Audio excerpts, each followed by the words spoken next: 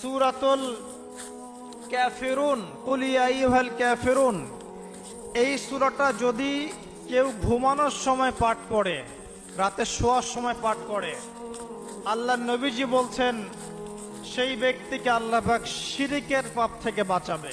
কোন পাপ?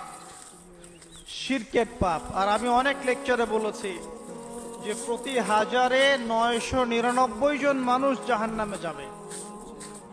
প্রতি হাজারে 999 জন মানুষ জাহান্নামে যাবে। তাদের আমল নামায় যে পাপটা থাকবে তার নাম হচ্ছে শিরক।